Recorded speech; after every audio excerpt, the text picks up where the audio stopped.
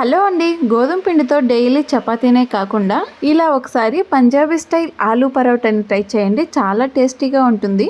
ఈ ఆలూ పరోటాకి కాంబినేషన్గా పెరుగు చట్నీ అయితే టేస్ట్ అయితే అదిరిపోతుంది. ఈ ఆలూ పరోటాని చాలా సింపుల్గా ప్రిపేర్ చేసేసుకోవచ్చు. ఎక్కువగా ఇంగ్రీడియంట్స్ ఏమీ అవసరం ఉండవు. డైలీ యూజ్ చేసే వాటితోనే ప్రిపేర్ చేసేసుకోవచ్చు.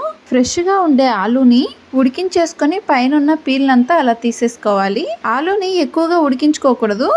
జస్ట్ అలా పీల్ వచ్చేస్తే సరిపోతుంది. ఎక్కువగా కానీ ఉడికిపోయాయంటే చపాతీ పిండిలో ఆలూని స్టఫ్ లాగా పెట్టేసినప్పుడు ఆలూ మొత్తం బయటకు వచ్చేస్తూ ఉంటుంది.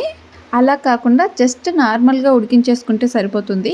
తర్వాత ఈ ఆలూని ఒక బౌల్లోకి తీసేసుకొని మెత్తగా స్మాష్ చేసేసుకోవాలి. ఆలుగడ్డలు ఏం లేకుండా మెత్తగా ఇలా వీడియోలో చూపించిన విధంగా స్మాష్ చేసేసుకోవాలి. తర్వాత అందులోకి కట్ చేసి పెట్టుకున్న ఆనియన్స్, తర్వాత మసాలా కోసం అందులో ఉప్పు, కారం, పసుపు, గరం మసాలా, జీలకర్ర, కరివేపాకు, కొత్తిమీర ఉంటే కానీ కొత్తిమీర అయినా కూడా యాడ్ చేసేసుకోవచ్చు.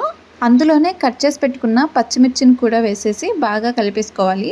ఈ ఆలూ మిశ్రమాన్ని మొత్తం ముద్దలాగా కలిపేసుకొని మూత పెట్టేసి 10 మినిట్స్ వరకు అలాగే ఉంచేసుకోవాలి. ఈ ఆలూ పరాటా అనేది చాలా మందికి ఇష్టమైన రెసిపీ.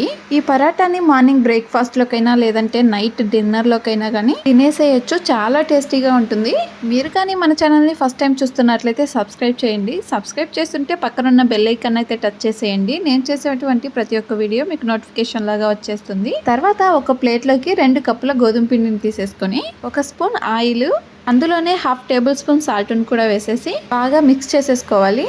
తర్వాత కొద్దిగా వాటర్ని పోసుకుంటూ పిండిని మొత్తం మనం చపాతీ పిండికి ఎలా అయితే కలిపేసుకుంటామో మొత్తం అలాగే కలిపేసుకోవాలి. ఒకేసారి ఎక్కువ వాటర్ని పోసుకోకుండా ఇలా కలుపుకుంటూ కొద్దిగా పోసుకుంటూ ఉంటే ఎంత క్వాంటిటీలో వాటర్ అవసరం అవుతుంది అనేది అర్థమైపోతుంది. ఇలా గోధుమ పిండిని మొత్తం కలిపేసుకొని పైన ఒక బౌల్తో క్లోజ్ చేసేసి 1/2 అవర్ వరకు అలాగే క్లోజ్ చేసి పెట్టేసేయాలి. ఇలా పెట్టడం వల్ల గోధుమ పిండి అనేది చాలా సాఫ్ట్గా అయిపోతుంది. చపాతీ, పూరి, పరాటా ఇలా ఏవైనా ప్రిపేర్ చేసేటప్పుడు పిండి బాగా నానడం వలన చాలా సాఫ్ట్గా వస్తాయి. తర్వాత గోధుమ పిండిని అలా ముద్దల్లాగా చేసేసుకొని మిడిల్లో కొంచెం ఒత్తేసుకుంటూ రౌండ్గా చేసేసుకోవాలి. అందులో మనం ముందుగా స్టఫ్ కోసం ప్రిపేర్ చేసి పెట్టుకున్న ఆలూ మిశ్రమాన్ని పెట్టడానికి గోధుమ పిండి ముద్దను ఇలా వీడియోలో చూపించిన విధంగా ప్రిపేర్ చేసేసుకొని మనం ముందుగా ప్రిపేర్ చేసి పెట్టుకున్న ఆలూని చిన్న ముద్దలాగా తీసేసుకొని స్టఫ్ లాగా పెట్టేసుకోవాలి. గోధుమ పిండితో సైడ్స్న అలా తీసేసుకుంటూ స్టఫ్ను మొత్తం క్లోజ్ చేసేసుకోవాలి. చాలా సింపుల్ ప్రాసెస్లో ఈ పరోటా అయితే అయిపోతుంది. ఆలూని నార్మల్గా ఉడికించేసుకున్నాం కాబట్టి అలా ముద్దలాగా వచ్చేసింది. లేదంటే ఆలూని ఎక్కువగా ఉడికించుకుంటే కానీ స్టఫ్ చేసేటప్పుడు అలాగా కాకుండా మనం పరాటా కోసం వత్తేసుకునేటప్పుడు మొత్తం బయటకు వచ్చేస్తూ ఉంటుంది. ఆలూని కొంచెం జాగ్రత్తగా అయితే ఉడికించేసుకోవాలి. తర్వాత స్టఫింగ్ అయితే మొత్తం కంప్లీట్ అయిపోయింది. పొడి పిండిని కొంచెం చల్లేసుకొని ఇక్కడైతే స్టఫ్ చేసి పెట్టిన గోధుమ పిండి ముద్దనైతే పెట్టేసి పైన కూడా గోధుమ పిండిని చల్లేసుకుంటూ చిన్నగా రుద్దేసుకోవాలి. చపాతీలాగా అయితే రుద్దేసుకోకూడదు. అలా గట్టిగా ప్రెస్ చేయడం వలన లోపల ఉన్న స్టఫ్ మొత్తం బయటకైతే వచ్చేస్తుంది. చిన్నగా పొడి పిండిని చల్లేసుకుంటూ రుద్దడం వలన స్టఫ్ అనేది బయటకు రాకుండా పరాటా లాగా అయితే రుద్దేసుకోవచ్చు.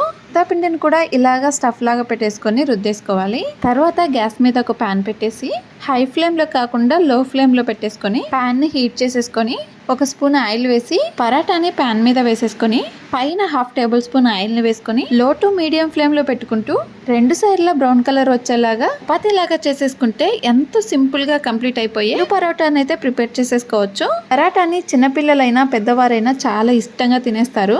మీరు కూడా ఇలా ఒకసారి ట్రై చేసి ఎలా వచ్చిందో కామెంట్ చేయండి. వీడియో కానీ నచ్చినట్లయితే లైక్ చేసి సబ్స్క్రైబ్ చేయండి. ఇంకొక మంచి వీడియోతో మీ ముందుకు వస్తుంది మీ హన్ను ఇంటి రుచులు.